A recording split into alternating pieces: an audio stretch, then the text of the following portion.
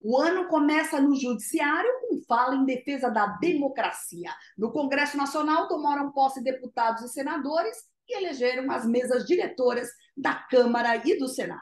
Esses são temas da minha entrevista com o jurista e presidente do IBEDAT, Dr. Kiyoshi Arata. Olá, Dr. Kiyoshi, um prazer recebê-lo aqui nos estúdios, aqui no nosso espaço da NGT. Prazer é meu, Viviane.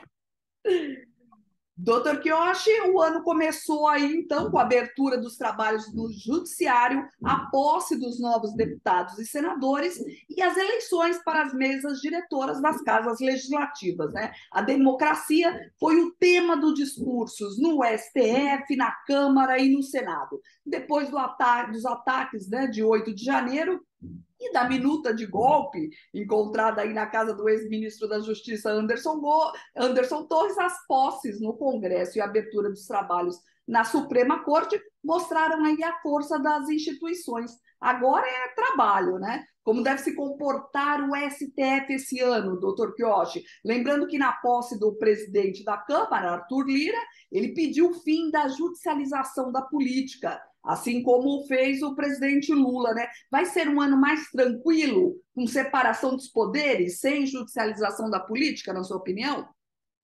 Na minha opinião, eu acho que sim, né? O Supremo Tribunal Federal vai passar a interferir menos nos assuntos do Executivo e do Legislativo, mesmo porque o presidente Lula não é aquele de ficar cutucando o Supremo Tribunal Federal, ficar hostilizando. Ele é partidário da paz e harmonia. Então, e também eu acredito que o Supremo Tribunal Federal vai continuar cumprindo o seu papel de guardião da Constituição Federal e procurar se abster, tanto quanto possível, de imiscuir nas atribuições de outros poderes. Você sabe, Viviane, que é próprio de quem detém o taco de poder aquela disposição de querer extrapolar de suas atribuições. Isso é normal, não é? Então, uma vez ou outra, acontece isso. Só que a Constituição Federal ele municia a solução desses casos excepcionais, que é o sistema de freios e contrapesos, né?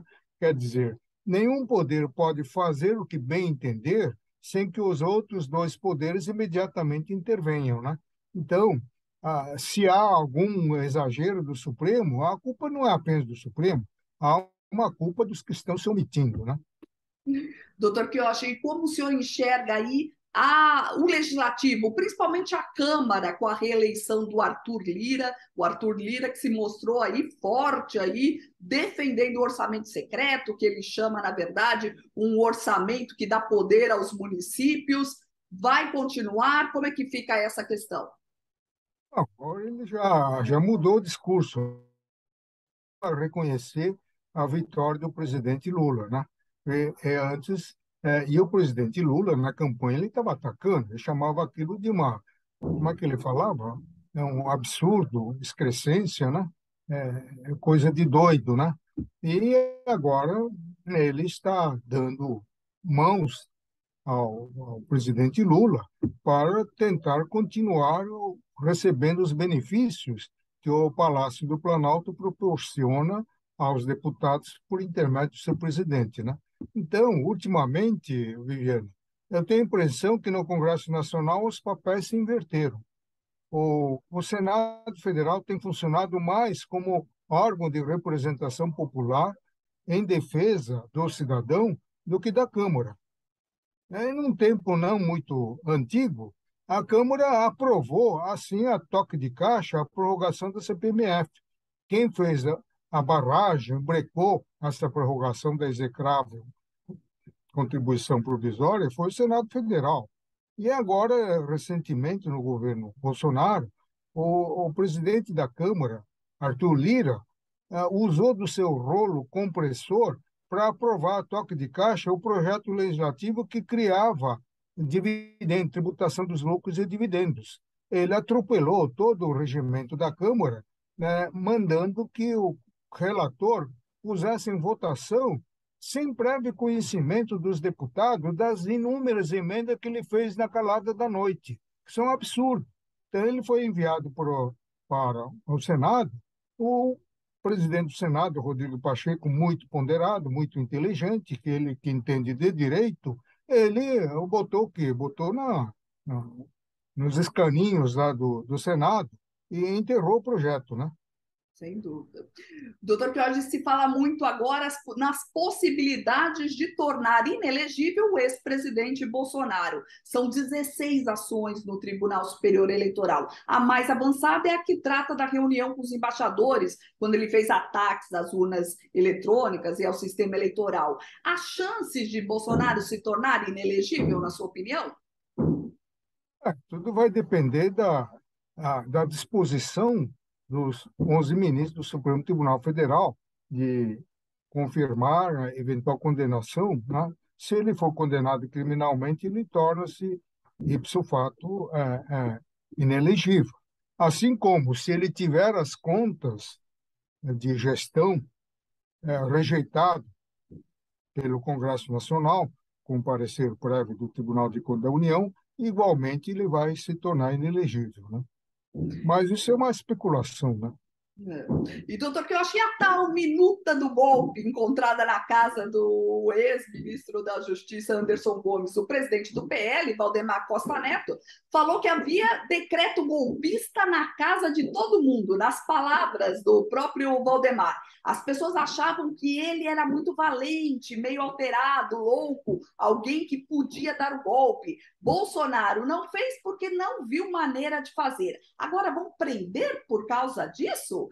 Responda o senhor, então, doutor Quioche, que situação é essa? Haverá punição? Só lembrando que hoje saiu uma reportagem, o senador Marcos Duval acabou, renunciou ao mandato de senador e diz que deu uma entrevista à revista Veja, dizendo, confirmando aí que o presidente Bolsonaro chegou a comentar com ele, chegou a convencê-lo, a conversar com ele sobre um golpe de Estado.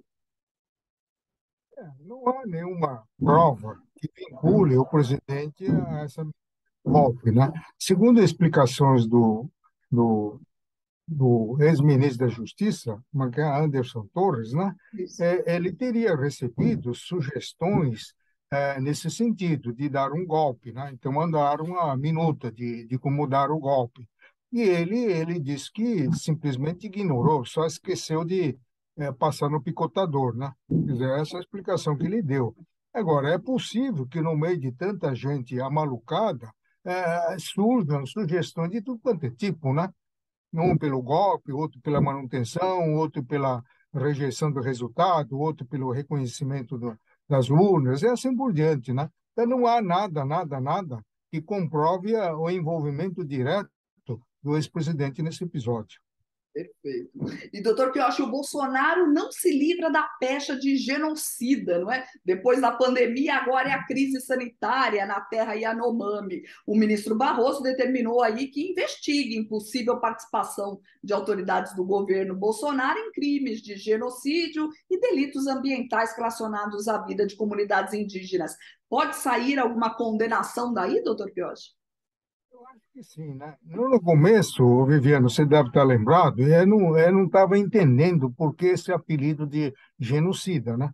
E agora, analisando melhor, inclusive lá em Portugal, cheguei à conclusão que o ex-presidente havia vetado o projeto legislativo aprovado pelo Congresso Nacional que previa ajuda à população indígena, fornecendo medicamentos, fazendo a vacina, alimentação e tudo mais. Então, eles ficaram como que confinados num campo de concentração e estão morrendo bastante, né?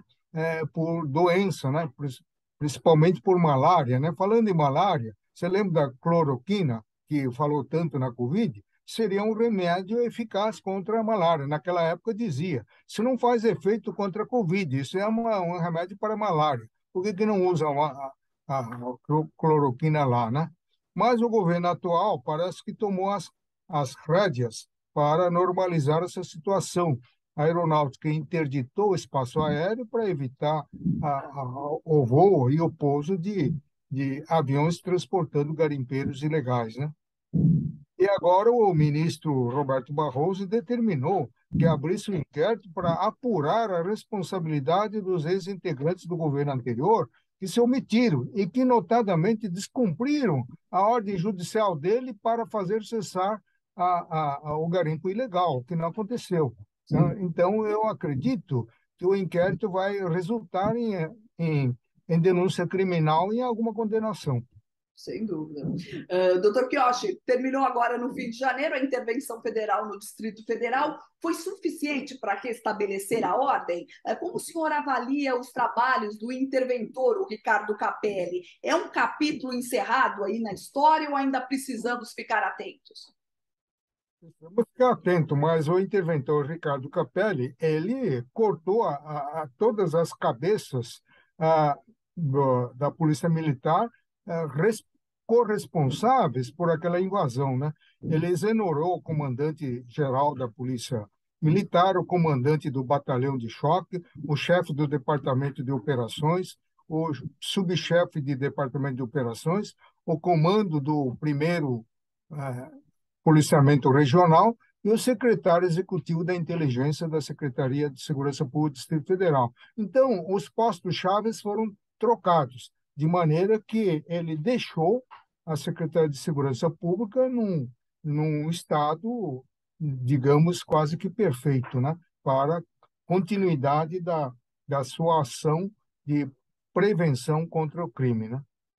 E, doutor Kiyoshi, a CPI para investigar aí os ataques do 8 de janeiro, os parlamentares se uniram aí para assinar uma CPI para os ataques de 8 de janeiro, mas o presidente Lula disse que não quer CPI, que não é preciso, que o episódio já está sendo investigado, já estão sendo punidos. É necessária uma CPI? Não. O presidente Lula está coberto de razão. O CPI é para dar holofote para os parlamentares, como aconteceu com o CPI da Covid-19, que não se apurou nada, né? O dinheiro perdido e o tempo perdido. Então, se os órgãos institucionais já estão apurando, e estão apurando muito bem, são mais de 1.500 presos, né? E 98 pessoas envolvidos diretamente na quebradeira e aqueles que financiaram, tiveram suas contas bancárias bloqueadas, né? Então, a justiça está agindo com rigor, não há necessidade de fazer uma investigação paralela, né? Doutor Kiyoshi, são mais de 1.000 presos ainda em penitenciária, né? Outras pessoas que saíram com tornozeleira eletrônica. Qual que, na sua opinião, qual que vai ser o desfecho dessa grande investigação? Realmente vai ser suficiente para esmagar realmente esse movimento aí de golpe de Estado no Brasil? Eu acho que sim, né? Com toda certeza, haverá condenação por crime de formação de quadrilha e crime de danos patrimoniais.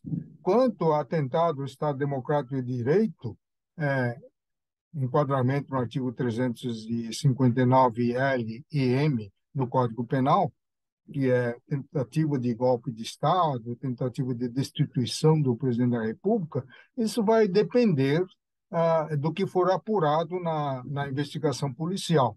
Tudo está caminhando no sentido de enquadramento também nesses crimes contra o Estado Democrático de Direito. Mas isso daí não se pode antever o resultado antes da conclusão final do inquérito, né? Doutor Cacho, falar só um pouquinho de economia, as perspectivas para esse ano. O Copom manteve a taxa de juros ali no mesmo patamar, apesar aí da inflação ter dado uma recuada. É um sinal positivo? Como que vai ser aí o ano de 2023 para a economia brasileira? Eu acho que o presidente Lula vai ter que enfrentar uma dificuldade muito grande, né?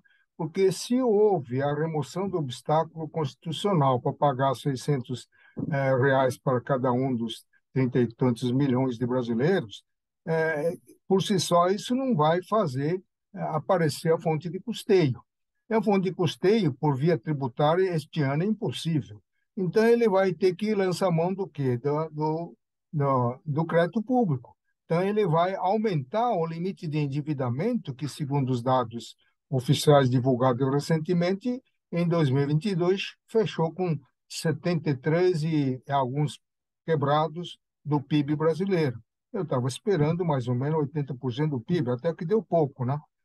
Deu pouco porque o presidente Bolsonaro, em vez de buscar o endividamento, ele resolveu calotear os precatóristas, né?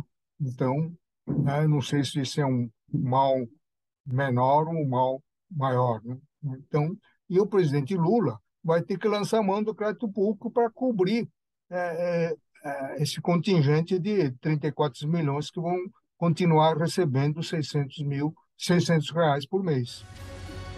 Doutor Quioche, acabou o nosso tempo. Eu queria muito agradecer sua presença aqui no LGT Notícias. Obrigado. Esse foi o jurista e presidente do IBEDAPT, doutor Quioche Arada, falando aqui no NGT Notícias de hoje. Muito obrigada pela sua companhia e eu te aguardo na próxima edição. Até mais!